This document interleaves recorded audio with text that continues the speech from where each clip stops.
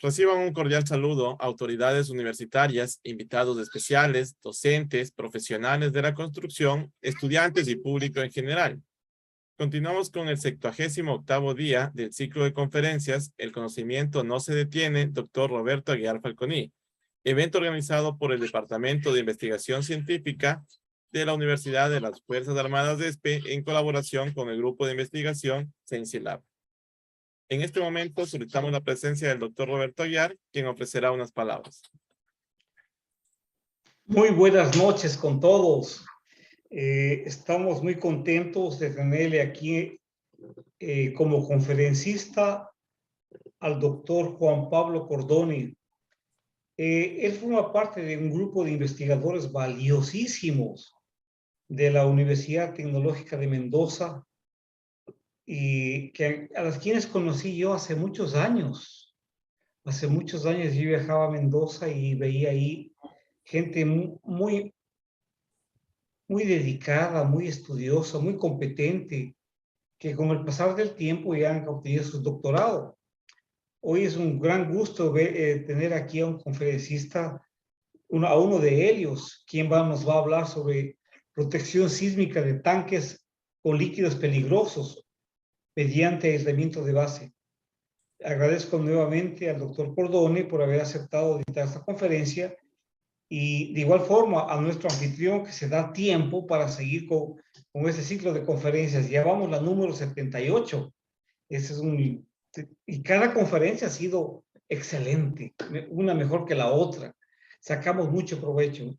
Muchas gracias, doctor Cordoni, muchas gracias, doctor Brian Cagua, y sigamos adelante. Muy amable por sus palabras. Realmente estamos muy contentos de tener el día de hoy al doctor Juan Pablo Cordoni.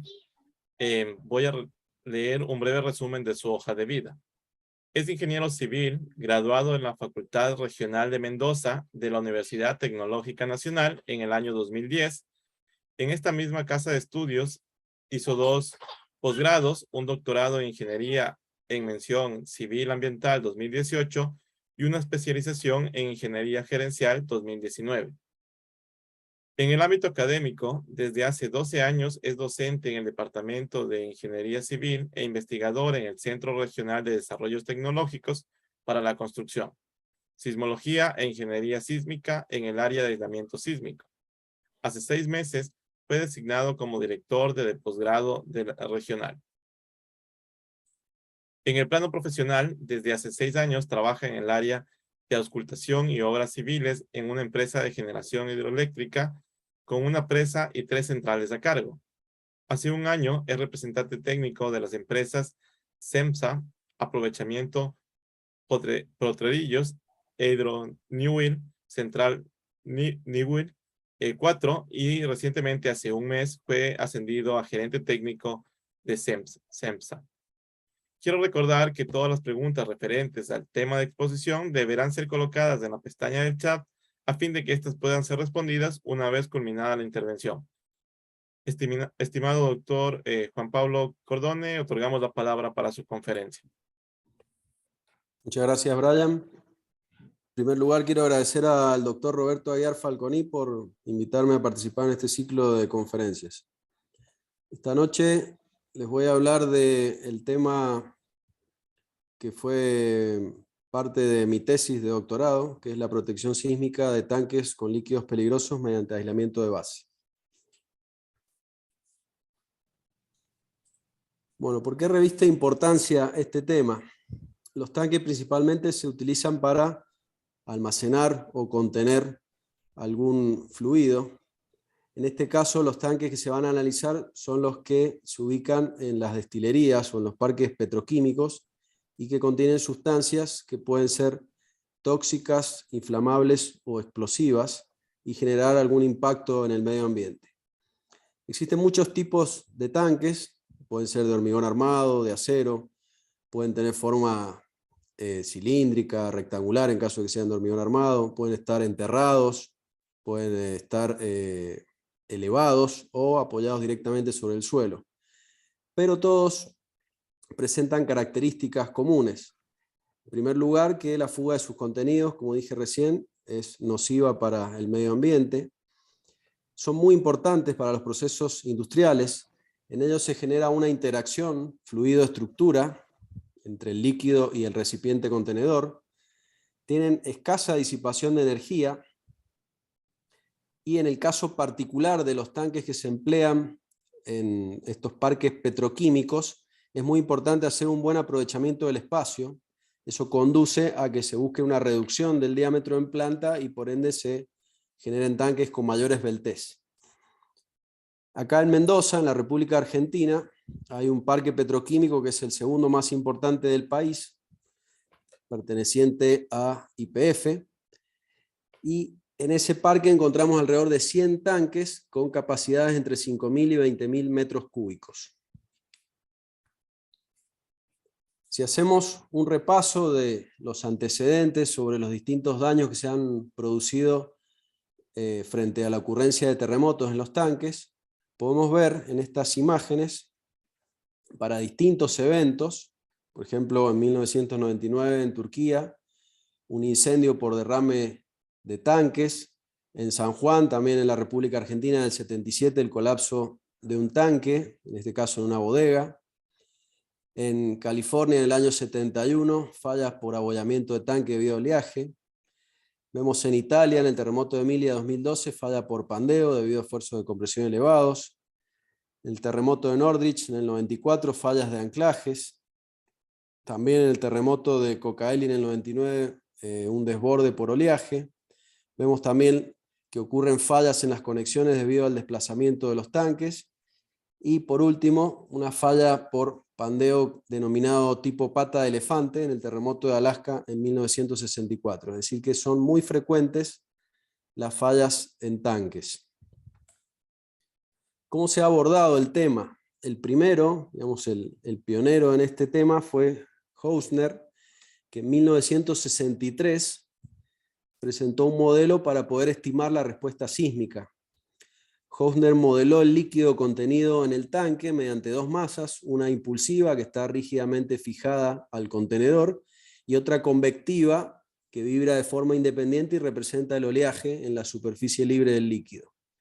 Posteriormente, en el año, bueno, ahí tienen las ecuaciones correspondientes para determinar esas masas y las alturas a las que deben aplicarse, y fundamentalmente están en relación a la esbeltez del tanque, ¿sí? A la dimensión del diámetro y de la altura. En 1976, posteriormente, Belezos y Yang presentan un trabajo donde logran formular cómo es la distribución de presiones, tanto impulsiva, que es la gráfica del lado izquierdo, como convectiva de la presión hidrodinámica. Y presentan ecuaciones para el cálculo de las mismas. Lo que se puede observar a lo largo de los años, y a través de los distintos antecedentes empíricos y también de las publicaciones científicas que se han ido formulando, es que las técnicas de diseño sísmico convencional no son suficientes para la protección de los tanques. Entonces deben adoptarse otras estrategias. Una de ellas es el aislamiento sísmico, que está muy estudiado para estructuras edilicias, pero no tanto para tanques. Nosotros sabemos que mediante la introducción de un dispositivo de aislamiento en la base de la estructura, logramos desplazar el periodo y concentrar las deformaciones en este dispositivo. Eso nos permite reducir la demanda y proveerle a la estructura una respuesta más dúctil. ¿Cuáles son las características deseables de un sistema de aislamiento? Bueno, una alta rigidez axial para posibilitar una transferencia de cargas hacia la fundación, una baja rigidez lateral justamente para lograr el desacople y el aumento del periodo de vibración, y un mecanismo de disipación efectivo.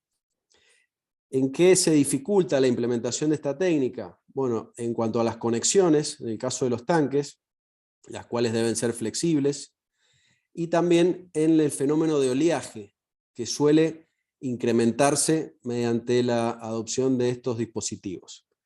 Tenemos tres tipos fundamentales de aisladores: los elastoméricos con núcleo de plomo, y aquellos que son denominados FPS, es decir, con péndulo de fricción. Existen pocos antecedentes a nivel mundial de tanques aislados, ahí pueden ver un listado, son prácticamente 3, en Grecia, en Perú y en Chile. Son tanques en general de gran tamaño, orientados a gas natural licuado. En esta investigación se centró en el uso de los aisladores friccionales. Estos aisladores tienen como característica que el periodo está controlado por el radio de curvatura y que la fuerza transmitida está controlada por el coeficiente de fricción. Tienen grandes ventajas para los tanques, entre ellas que son efectivos en un amplio rango de frecuencias. Esta es fundamental, es que el periodo es independiente de la masa, entonces no se ve afectado por fluctuaciones en el nivel del líquido. Además, las fuerzas o la activación se da del dispositivo para fuerzas que superan el coeficiente de fricción y proveen un mecanismo de disipación muy estable. ¿Cuáles son las desventajas? Son muy sensibles a la variación del coeficiente de fricción y, por otro lado, también puede experimentar, en el caso de vuelcos, de momentos de vuelco importante, un levantamiento del deslizador. Bueno, ahí pueden ver la constitutiva de este tipo de aisladores y las ecuaciones para determinar la fuerza, la rigidez y el amortiguamiento efectivo. Y abajo tenemos imágenes de aisladores de simple, de doble y de triple curvatura.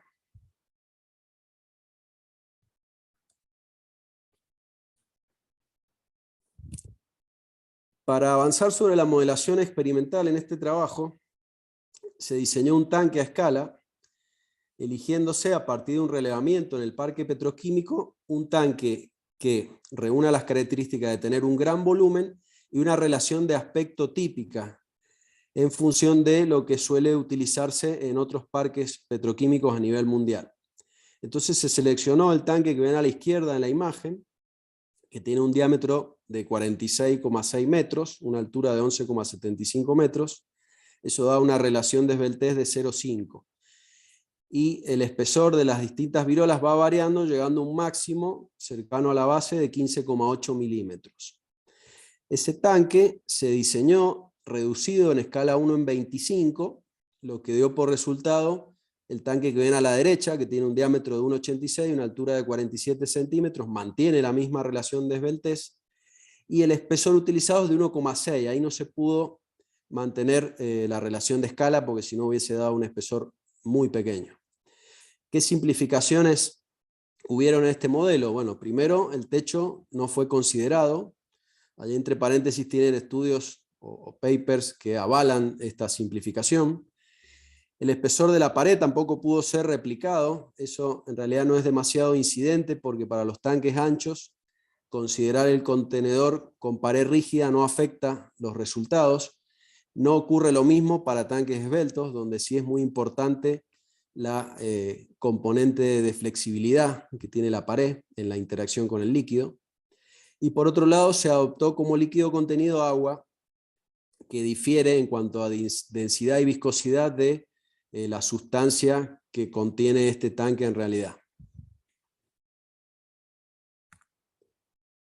El diseño del tanque siguió las normas de la API 650, que es el reglamento utilizado ampliamente para el diseño de tanques de industrias a nivel mundial. Y aquí en la siguiente tabla podemos ver, para el tanque real y para el modelo a escala, los distintos parámetros geométricos de espesor y también los periodos. Fíjense, el periodo impulsivo del tanque real está en el orden de 0,25 segundos. Para el modelo a escala es 0,05.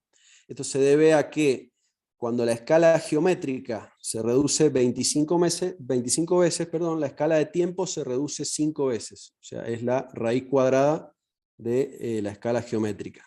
El periodo convectivo también pasa de 8,38 en el tanque real a 1,68 segundos en el tanque a escala. En cuanto al diseño de los aisladores, lo que se buscó fue, a partir de la base de un aislador de simple curvatura, tener también la posibilidad de convertirlo en uno de doble curvatura y de esa manera incrementar el periodo. Si nosotros duplicamos el radio, es decir, si pasamos de un aislador de simple curvatura, uno de doble curvatura, en ese caso el periodo se incrementa en un 40%. Entonces lo que ven acá en estas imágenes, en la parte superior se utiliza la misma placa, la misma placa de curvatura simple, y en esa parte que ustedes ven superior es una chapa que está soldada a la base del tanque. Y la parte inferior es la que se intercambia, es una grilla de 4 aisladores que se coloca sobre una mesa vibradora. El deslizador también se modifica para el caso del aislador de simple curvatura que está a la izquierda. Vemos allí el deslizador articulado, mientras que para el caso del de doble curvatura es como una pastillita que va entre medio de las dos placas. De esa manera se combinan 2 periodos y también 2 coeficientes de fricción, porque ya van a ver que se utilizó como material para los deslizadores teflón y teflón con bronce. Para el diseño de los aisladores se siguió los lineamientos del reglamento AC7. Allí en esta tabla podemos ver las distintas características dinámicas, el periodo, el radio de curvatura, el coeficiente de fricción, el peso, desplazamiento máximo, la energía disipada normalizada, amortiguamiento efectivo, los parámetros del espectro, la fuerza, el coeficiente, la rigidez efectiva y el periodo efectivo. Y tenemos para cada uno de los aisladores, que son 4, ¿sí? La combinación de simple curvatura con teflón, simple curvatura con teflón bronce, y doble curvatura con teflón y doble curvatura con teflón bronce. Vemos para el aislador real y el aislador a escala cuáles son estos parámetros. Acá podemos observar gráficamente los que les decía recién, cómo se combinó con una sola placa soldada a la parte superior de la base del tanque las 2 posibilidades de dispositivo de aislación, que nos dan 2 periodos diferentes, y al combinarlos con los deslizadores de distinto material tenemos 2 coeficientes de fricción diferentes. Y abajo tenemos la constitutiva correspondiente a cada uno de ellos. Acá pueden verse imágenes de el montaje de esa grilla que les decía sobre la mesa vibradora y cómo se colocó el tanque encima para posibilitar la unión a través del deslizador del dispositivo.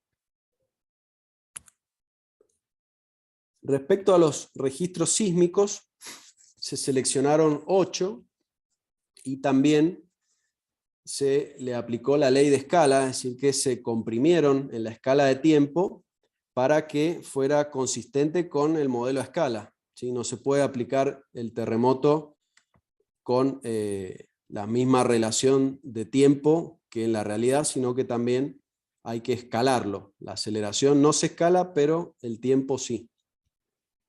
Estos registros se seleccionaron con un criterio de ver cuáles habían generado daños, también que tuviesen que ver con sismos locales, en algunos casos con eventos de falla cercana, y también buscar algunos subductivos, como el caso el de Maule, del 2010 en Chile, y algunos de tipo cortical. Allí pueden ver las magnitudes, el tipo de falla asociada al registro, el lugar donde se registró, y algunas características PGA, PGB, PGD, el periodo predominante y periodo medio de cada uno de estos registros.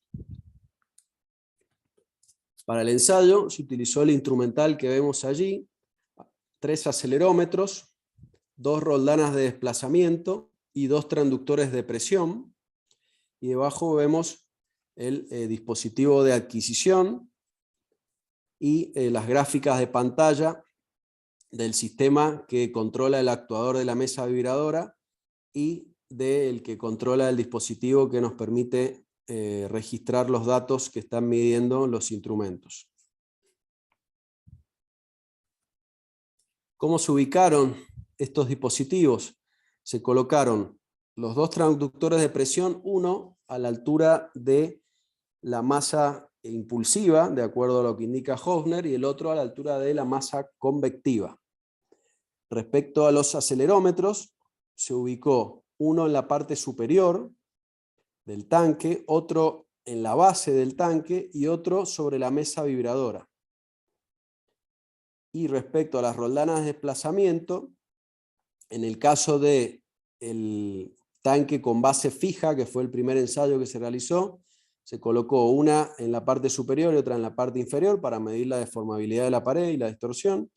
Y en el caso de los ensayos con base aislada, se colocó un medidor de desplazamiento sobre la mesa vibradora, es decir, debajo del aislador, y otro por encima, es decir, en la base del tanque, para de esa manera obtener el desplazamiento relativo del sistema de aislación y poder luego también graficar las constitutivas en cada caso, los ciclos de histéresis. Las condiciones de ensayo fueron 5, base fija, base aislada con el aislador de simple curvatura y el deslizador de teflón, lo mismo para el deslizador de teflón bronce, y luego para el aislador con doble curvatura, con deslizador de teflón y deslizador de teflón con bronce. Los registros sísmicos, bueno, en realidad fueron 9, porque aparte de los 8 que les mencioné, también se aplicó una medición de ruido blanco que se utilizó para, aplicando funciones de transferencia, poder determinar un modelo numérico. Se realizaron 45 ensayos, o sea, para los 9 registros con las 5 condiciones del tanque, eso da 45 ensayos, y como los parámetros de respuesta son 7, porque tenemos 2 mediciones de presión, 3 mediciones de aceleración y 2 mediciones de desplazamiento, en total se obtuvieron 315 gráficas de respuesta en la historia del tiempo.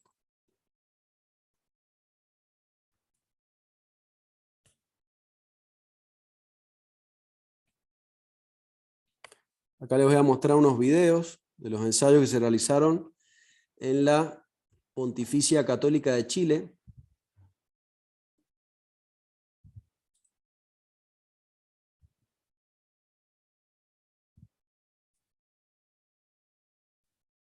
Ahí podemos ver el movimiento del líquido en la superficie del tanque, la superficie libre del líquido.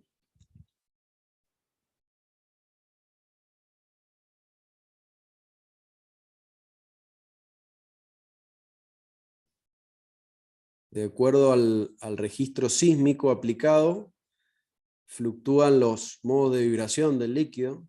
¿Sí? En algunos casos se ven como un oleaje de un lado a otro, en otros casos se ve un rompimiento de las olas, como en este. Y ahora les voy a mostrar con una cámara posicionada sobre el dispositivo de aislamiento, cómo pueden ver el desplazamiento relativo, si observan la base de la mesa vibradora y la base del tanque, perciben esta diferencia.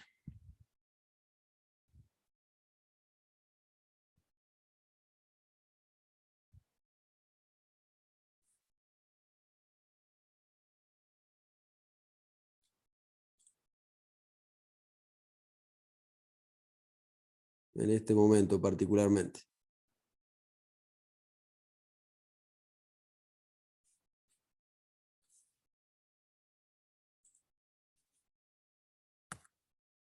Esto fue para el registro de Maule, con el aislador de simple curvatura. ¿Qué resultados se obtuvieron? Acá tenemos el acelerograma para el caso del tanque con base fija en azul, y en rojo vemos el acelerograma para el caso de base aislada con un deslizador de teflón en el aislador de doble curvatura. Entonces vemos claramente la reducción de los picos de aceleración cuando se introduce el dispositivo de aislamiento. Acá podemos comparar en la imagen inferior para la fase intensa del registro. Vemos también la reducción entre base fija, que es la gráfica en azul, y base aislada con el deslizador de teflón y de teflón con bronce, que están respectivamente en rojo y verde.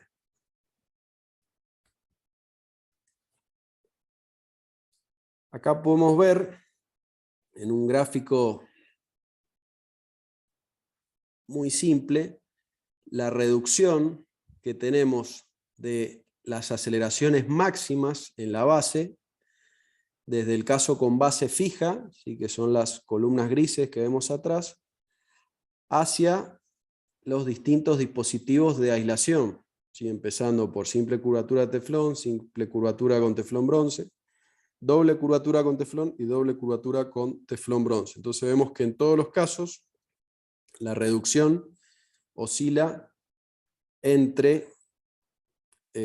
por registro entre el 30 y el 80% y por dispositivo entre el 49 y el 64%. Son reducciones muy importantes las que se obtienen.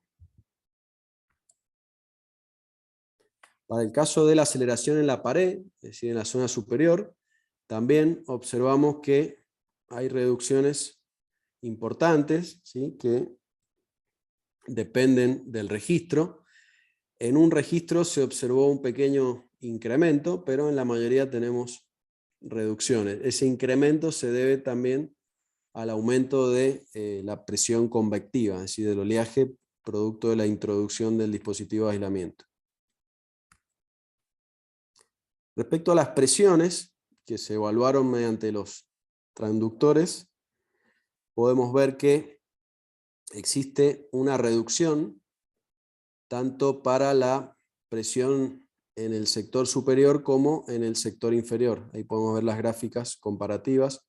Siempre la gráfica en azul corresponde al ensayo con base fija y las rojas y verdes cuando se introducen los dispositivos de aislamiento.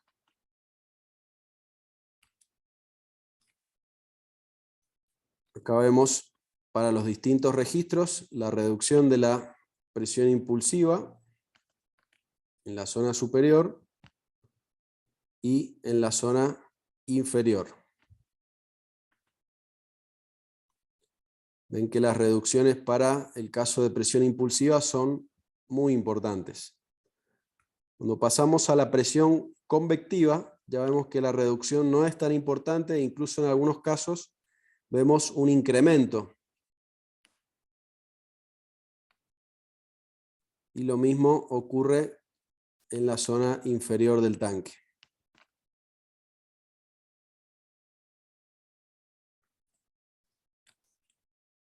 Si comparamos las presiones hidrodinámicas totales medidas, son menores siempre para los casos con aislamiento sísmico en todos los registros.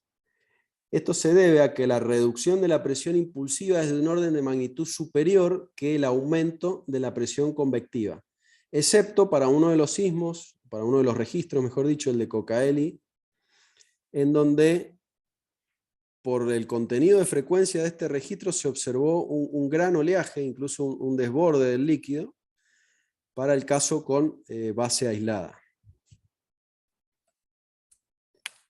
Y nosotros graficamos el espectro elástico de aceleraciones, por ejemplo, en este caso para el registro de Maule.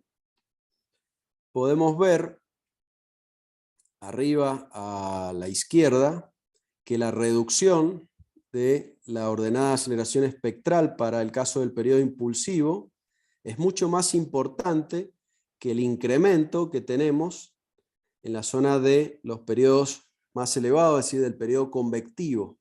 ¿Sí? Acá tenemos una ampliación de esa zona del espectro y vemos que el incremento de la ordenada de aceleración para el caso del periodo convectivo es muy pequeña frente al decremento de la ordenada para el periodo impulsivo. Por eso es que la presión hidrodinámica total sufre una disminución cuando se coloca el dispositivo de aislamiento. Lo mismo ocurre para las respuestas en términos de corte y momento de vuelco. No así para el oleaje, que depende fundamentalmente de la ordenada para el periodo convectivo. Acá vemos la disminución de la aceleración espectral impulsiva para los distintos registros, en algunos casos con una gran influencia, un gran impacto a medida que se introduce el dispositivo de aislamiento. Y en el caso de la ordenada espectral convectiva vemos que la reducción no es tanta e incluso hay incremento, ¿sí? Por lo que mencioné recién. Otra de los parámetros que se evaluaron fue la energía disipada, ¿sí? Se graficaron los ciclos de histéresis. Acá podemos ver para el registro de Barrancas y el registro de Maule, y se calculó la energía disipada normalizada para cada uno de estos registros. Allí pueden ver los valores correspondientes.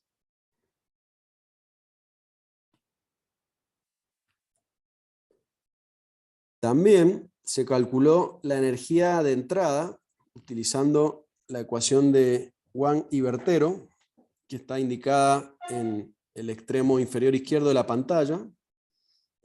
Sí, a partir de considerar el espectro de Fourier, se puede determinar esta energía, y lo que se observa es que la mayor parte de la reducción de energía de entrada es por desvío, debido al sistema de aislamiento, ¿sí? La energía disipada, si bien contribuye, pero no es el mayor porcentaje, ¿sí? La mayor disminución de la energía de entrada se debe principalmente al desvío por la introducción del dispositivo de aislamiento.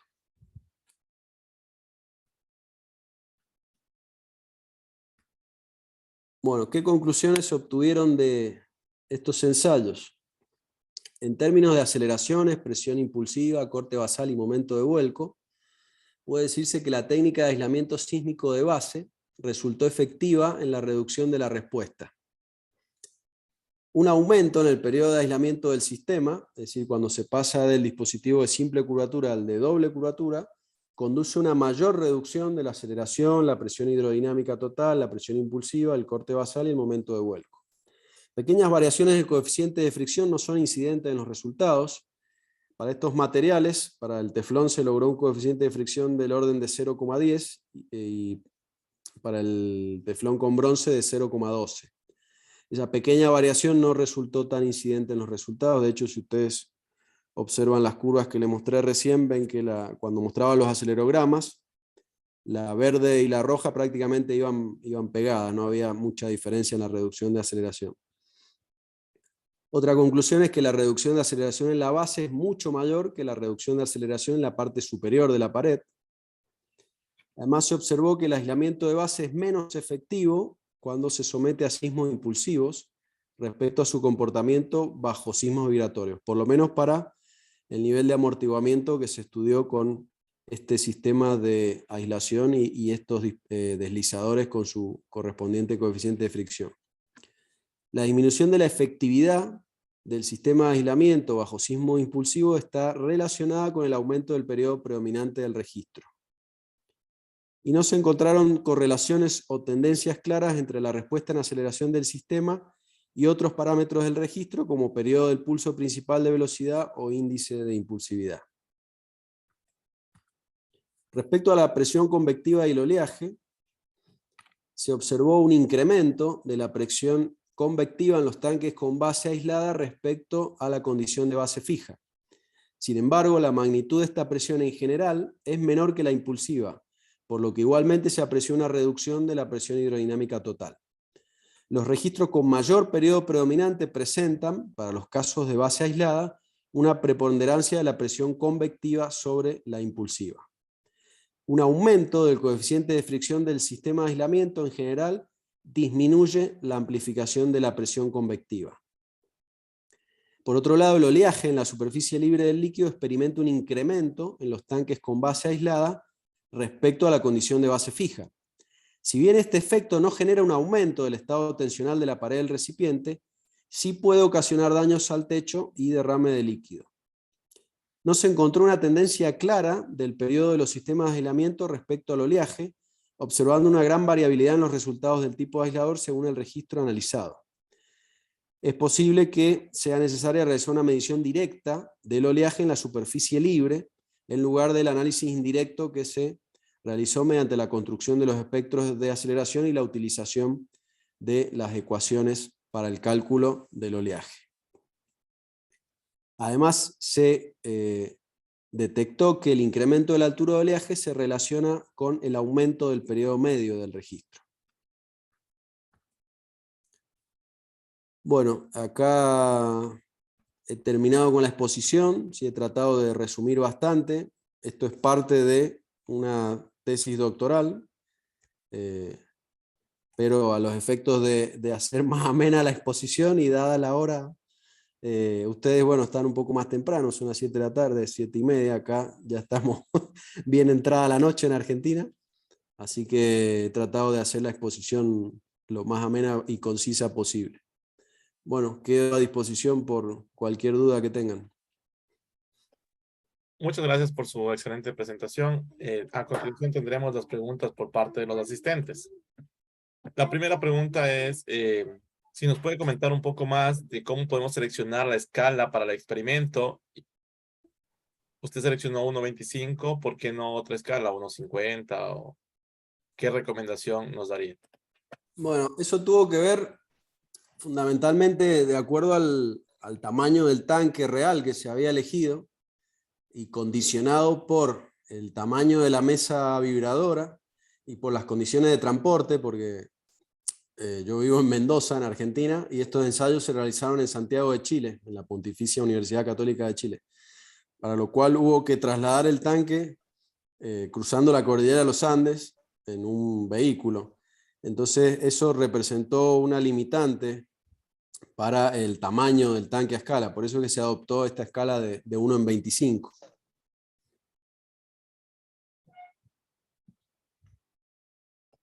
Muchas gracias por su respuesta. Tenemos una segunda pregunta.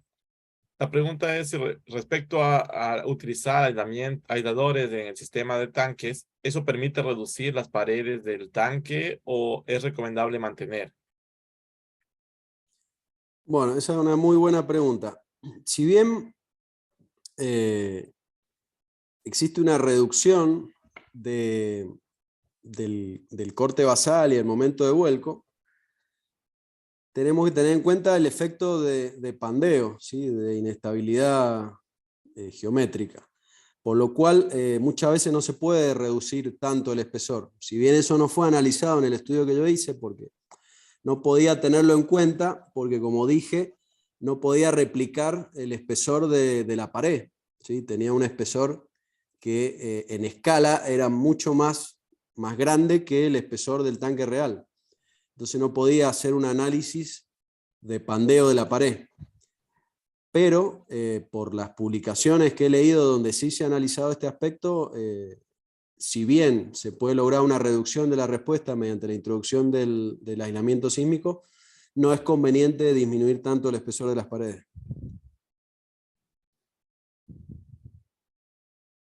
Muchas gracias por su respuesta. En este momento tenemos comentarios por parte del doctor Roberto Aguiar. Muchísimas gracias, doctor Juan Pablo Cordone. Muy interesante su conferencia.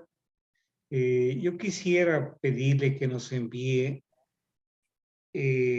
a más del PDF de su presentación, si puede enviarnos su tesis doctoral para estudiarle un poquito más en detalle. Sí, por supuesto. Realmente se ve un gran trabajo que han hecho, una gran investigación, y quisiéramos aprender un poquito más.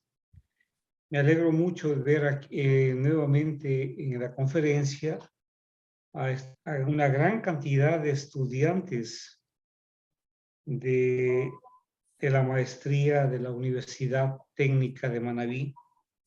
Son los estudiantes los que realmente están deseosos de aprender. Da pena que la gente ya con edad, los profesionales, parece que saben mucho, que ya no vienen a estas conferencias, pero nos queda la satisfacción de que estamos apostando para los que están estudiando, para los alumnos de pregrado y de posgrado. He visto una gran cantidad de alumnos. Linda conferencia, muy bonita, felicitaciones y muchas gracias. Gracias, Roberto, y si me permitís, antes de finalizar, no quiero dejar de mencionar que Esta tesis estuvo dirigida por Miguel Tornelo, que nos está acompañando, codirigida por Aníbal Mirazo, y también contó con una inestimable colaboración de José Luis Almazán. Qué bien. Entonces, creo que está ahí mi buen amigo Miguel. Miguel, si quieres decir algunas palabras para cerrar la conferencia. Bueno, gracias Roberto. La verdad que, bueno, primero un placer saludar a Roberto, a Brian y a todos los colegas y estudiantes de Ecuador. Segundo, que ha sido un placer nuevamente acompañar a Juan Pablo en esta instancia, el cual ha sido, desde mi punto de vista, bastante modesto en mostrar los resultados y el trabajo. Yo quiero destacar fundamentalmente que Juan Pablo fabricó los aisladores. Los aisladores friccionales los fabricamos aquí, en nuestra universidad, con tecnología local. Y después, como él dijo, en su época, tal cual lo hizo San Martín, pero no a caballo, se llevó todas las cosas cruzando la cordillera de los Andes, hasta llegar a nuestro Higgins, que es José Luis Almazán, quien lo recibió y pudimos hacer los ensayos allí en la Católica. Así es que realmente detrás de lo que presentó Juan Pablo hay toda una historia que esperemos algún día poder juntarnos y poder compartir algunos otros resultados que han sido para nosotros muy interesantes. Y permítanme solamente un minuto más, atento a que el tema no es un hecho menor, porque las fallas de estos elementos pueden producir un impacto, yo diría, muy grande, no solamente desde el punto de vista económico, sino también desde el punto de vista, llamémosle así, del medio ambiente. Así es que creo que lo que hizo Juan Pablo es un estudio más, de los cuales no hay mucho, y incentivo a todos los estudiantes a estudiar esta temática porque es un tema realmente apasionado. Así que bueno, gracias Roberto y gracias Juan Pablo por haberme mencionado, y gracias Roberto por permitirme todavía acompañarlos en este ciclo de conferencias que siempre que podemos estamos. Así que gracias. Bien. Ahora tengo un nuevo pedido. Al ver que la han construido ustedes mismos ahí en Mendoza, yo quisiera que nos envíen fotos de ese aislador con más Claro. detalle para ver con más detenimiento. Hicieron uno de simple péndulo y uno de doble péndulo. Claro, Roberto, yo por eso te lo mencionaba, porque yo sé que a vos esto también te fascina y te Sí. encanta. Y bueno, vos imaginate que no es fácil hacer la doble curvatura, todo el espejado, todo el brillo al espejo. Ese fue un trabajo realizado aquí en un taller local por nosotros, y eso Juan Pablo no se extendió demasiado, pero creo que tiene un gran mérito en su tesis. Muy bien, claro, excelente, excelente trabajo, lindo. Lo que pasa es que hay muchas cosas por indicar, pero el tiempo es muy reducido. Ese es Exacto. nuestro problema, pero pero linda conferencia, felicitaciones de nuevo y muchas gracias a los dos. Gracias a vos, Roberto. Gracias, Brian. Muchas gracias. Finalmente, me gustaría compartir mi pantalla antes de dar por terminado el día de hoy. Certificado de reconocimiento que se otorga al doctor Juan Pablo Cordone en agradecimiento a la difusión y su valiosa participación como expositor en el ciclo de conferencias El conocimiento no se detiene. Doctor Roberto Aguiar Falconi, con el tema Protección sísmica de tanques con líquidos peligrosos mediante aislamiento sísmico. Firma doctor Roberto Aguiar, organizador. Muchas gracias. Muchas gracias realmente, doctor Juan Pablo Cordone, por todo lo que nos ha compartido el día de hoy en esta presentación. También a todos los asistentes y participantes. Y reiteramos nuestra invitación todos los lunes a las 19 horas, hora Ecuador, a este ciclo de conferencias. Tengan una muy buena noche. Hasta un próximo lunes. Pasen muy bien. Próximo lunes.